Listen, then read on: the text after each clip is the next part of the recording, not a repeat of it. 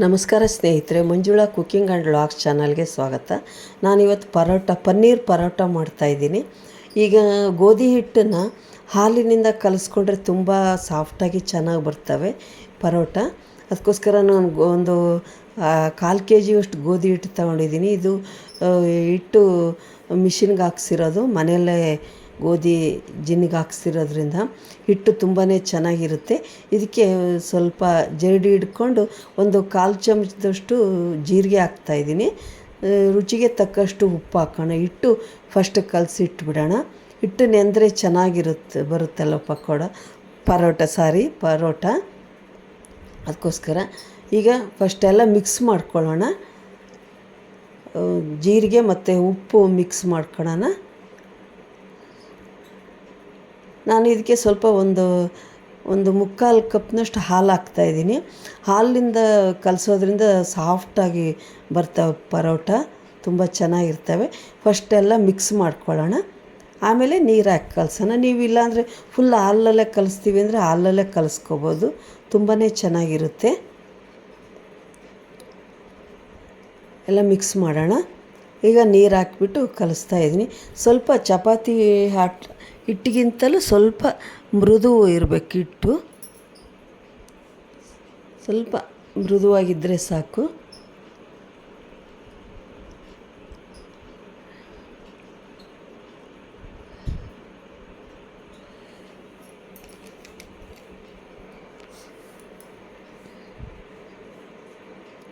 ಈ ಥರ ಹಿಟ್ಟು ಚೆನ್ನಾಗಿ ನಾದ್ಕೊಂಡು ಕಲಿಸ್ತೀನಿ. ಈಗ ಅದಕ್ಕೆ ಕಲಸಿದ್ದೀನಿ ಹಿಟ್ಟು, ಇದನ್ನು ನೆನೆಯೋದಕ್ಕೆ ಬಿಡೋಣ. ಈಗ ಪರೋಟಕ್ಕೆಲ್ಲ ರೆಡಿ. ನಾನು ನಂದಿನಿ ಪನ್ನೀರ್ ತಗೊಂಡಿದ್ದೀನಿ. ಒಂದು 200 ಗ್ರಾಮ್ ಇದೆ ಇದು ಪನ್ನೀರು.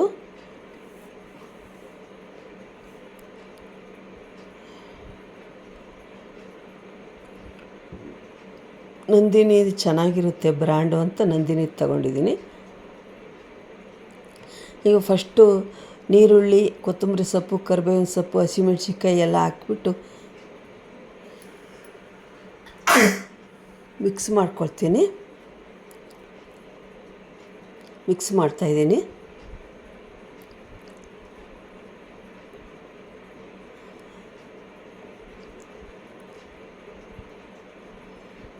ಇದಕ್ಕೆ ಸ್ವಲ್ಪ ಖಾರದ ಪುಡಿ ಹಾಕೋಣ, ಸ್ವಲ್ಪ ಅರಿಶಿನ ಪುಡಿ ಹಾಕ್ತೀನಿ. ನಾನು ಇದಕ್ಕೆ ಸ್ವಲ್ಪ ರುಚಿಗೆ ತಕ್ಕಷ್ಟು ಉಪ್ಪು ಹಾಕೋಣ.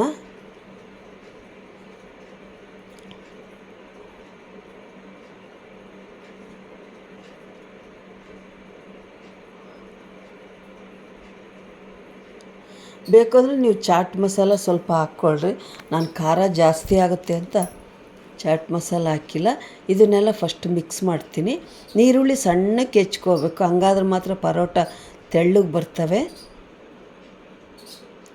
ಈಗೆಲ್ಲ ಮಿಕ್ಸ್ ಮಾಡ್ಕೊಳ್ಳೋಣ. ಈಗ ಪರೋಟ ಇದನ್ನು ತುರ್ಕೊಳ್ತೀನಿ. ಇದಕ್ಕೆ ಪನ್ನೀರ್ ತುರ್ಕೊಳ್ಳೋಣ. ಈ ಥರ ತುರ್ಕೊಂಡ್ರೆ ತೆಳ್ಳಗೆ ಚೆನ್ನಾಗಿ ಬರ್ತವೆ ಪರೋಟ. ಎಸ್ಲು ಚೆನ್ನಾಗಿ ಬೀಳುತ್ತೆ ನೋಡಿರಿ ಪನ್ನೀರು. ನನ್ನ ವಿಡಿಯೋ ನೋಡ್ತಿರೋರಲ್ಲಿ ದಯವಿಟ್ಟು ಸಬ್ಸ್ಕ್ರೈಬ್ ಆಗಿರಿ, ನನಗೆ ಸಪೋರ್ಟ್ ಮಾಡಿರಿ, ಲೈಕ್ ಮಾಡಿರಿ, ಶೇರ್ ಮಾಡಿರಿ. ಈ ಮಕ್ಕಳಿಗೆಲ್ಲ ಒಳ್ಳೆ ಇದು ಪನ್ನೀರು, ಈ ಪನ್ನೀರಲ್ಲಿ ಮಾಡಿದ್ದು ತಿಂಡಿಗಳು ಕೊಟ್ಟರೆ ತುಂಬ ಶಕ್ತಿಯಾಗಿರ್ತಾರೆ ಹುಡುಗರು. ಎನರ್ಜಿ ತುಂಬ ಚೆನ್ನಾಗಿರುತ್ತೆ.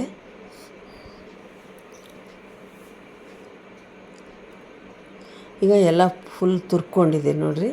ಈಗ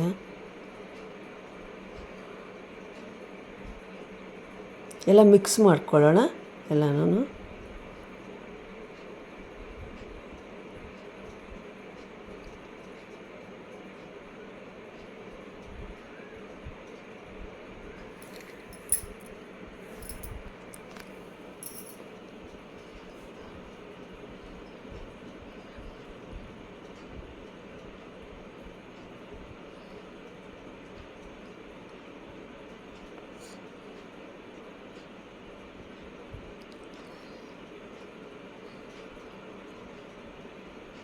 ಎಲ್ಲ ಚೆನ್ನಾಗಿ ಮಿಕ್ಸ್ ಮಾಡ್ಕೋಬೇಕು ಅದನ್ನು.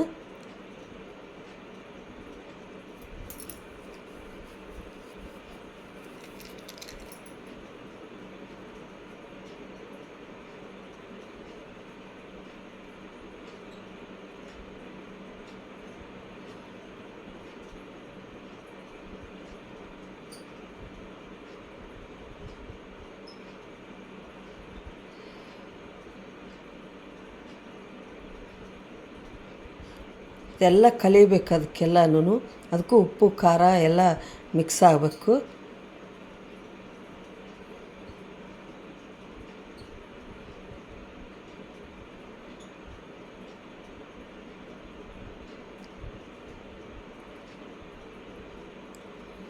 ಈಗ ಸಣ್ಣದು ಒಂದು ಪೂರಿಗಾಗೋವಷ್ಟು ಹಿಟ್ಟು ತಗೊಳ್ಳೋಣ, ಚಿಕ್ಕ ಚಿಕ್ಕ ಮಾಡೋಣ. ಅಷ್ಟೇ ನಾನು ತೊಗೊಂಡಿರೋದು ಹಿಟ್ಟು. ಸ್ವಲ್ಪ ಇದನ್ನ ಈ ಥರ ಉಜ್ಕೊಂಬಿಟ್ಟು ಸಣ್ಣ ಪೂರಿಯಷ್ಟು ಮಾಡಿಬಿಟ್ಟು ಅದರೊಳಗೆ ಅದನ್ನು ತುಂಬನ.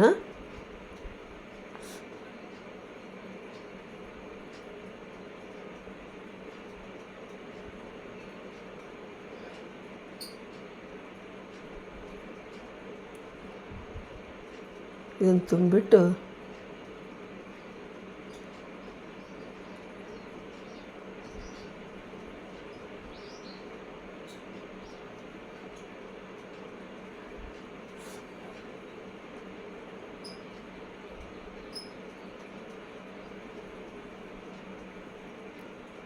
ಹೋಳಿಗೆಗೆ ಹೂರಣ ತುಂಬ್ತೀವಲ್ಲ ಆ ಥರ ಇದನ್ನು ತುಂಬಿಟ್ಟು ಈಗ ಉಜ್ಕೊಳ್ಳೋಣ.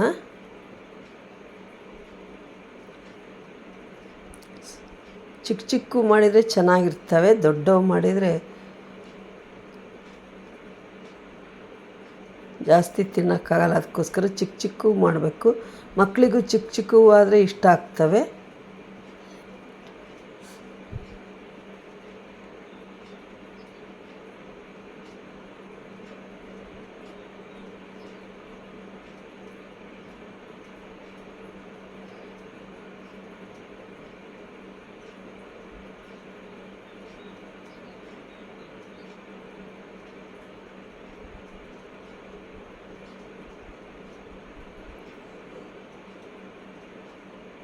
ಇಷ್ಟಾದರೆ ಸಾಕು. ಈಗ ಒಂದು 3 ಪರಾಟ ಮಾಡ್ಕೊಂಡು ಆಮೇಲೆ ನಾನು ಬೇಯಿಸ್ಕೊಳ್ತೀನಿ. ಈ ಥರ ಎಲ್ಲ ಇಟ್ಬಿಟ್ಟು ಹಿಟ್ಟು ಮಡ್ಚ್ಕೋಬೇಕು.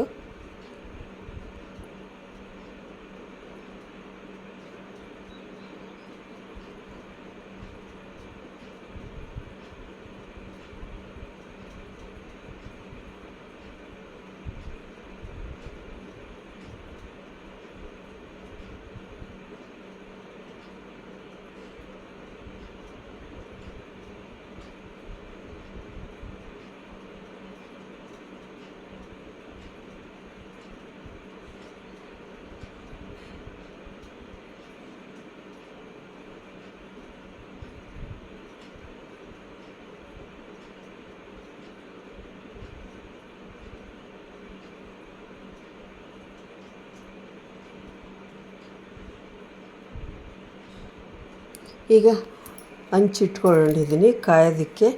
ಈಗ ತುಪ್ಪ ಹಾಕ್ತಾಯಿದ್ದೀನಿ ನಾನು ಇದನ್ನು ಪರೋಟ ಬೇಯಿಸೋದಕ್ಕೆ. ತುಪ್ಪ ಹಾಕಿದರೆ ಚೆನ್ನಾಗಿ ಇರ್ತವೆ, ಸ್ಮೆಲ್ಲೂ ಚೆನ್ನಾಗಿರುತ್ತೆ.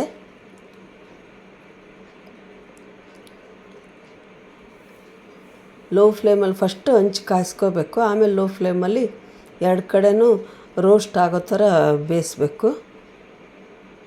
ತುಪ್ಪ ಹಾಕೋಣ ಈಗ ಮೇಲಕ್ಕೂ.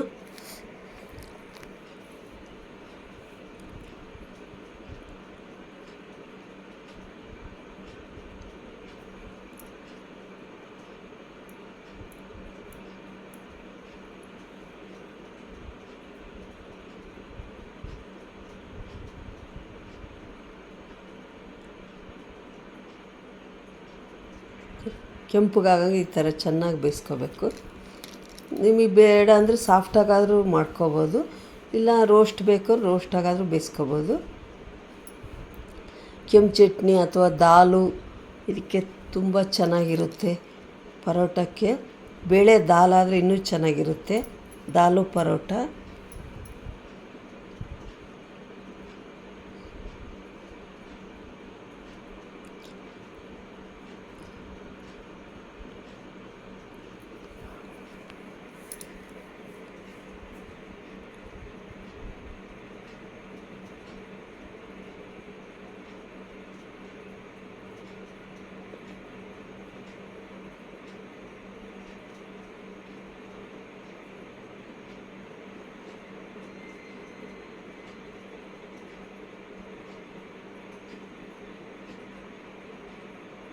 ಈಗ ಇನ್ನೊಂದು ಸ್ವಲ್ಪ ಹಂಚು ಕಾಯಬೇಕು.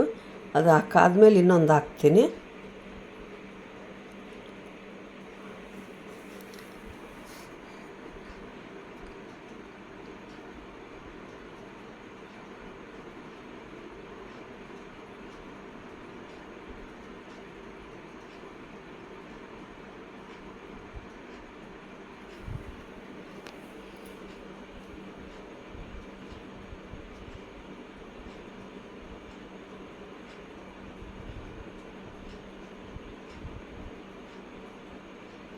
ಈಗ ಇನ್ನೊಂದು ಪರೋಟ ಹಾಕ್ತೀನಿ.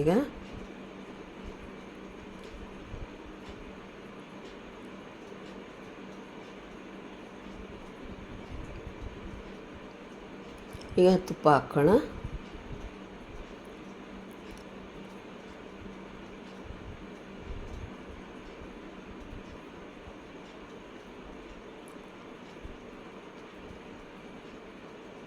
ಇವು ಸ್ವಲ್ಪ ಸೂಕ್ಷ್ಮಗೆ ಮಾಡಬೇಕು, ಒಳಗಡೆ ಎಲ್ಲ ತರಕಾರಿ ಇಟ್ಟಿರ್ತೀವಲ್ಲ ಅದಕ್ಕೋಸ್ಕರ.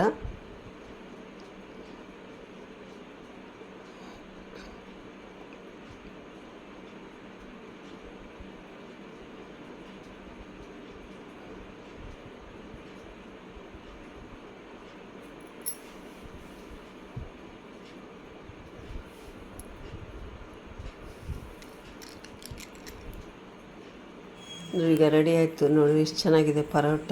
ಆ್ಯಂಡ್ ವಿಡಿಯೋ ಇದ್ರೆ ಇಷ್ಟು ಲೈಕ್ ಮಾಡಿರಿ.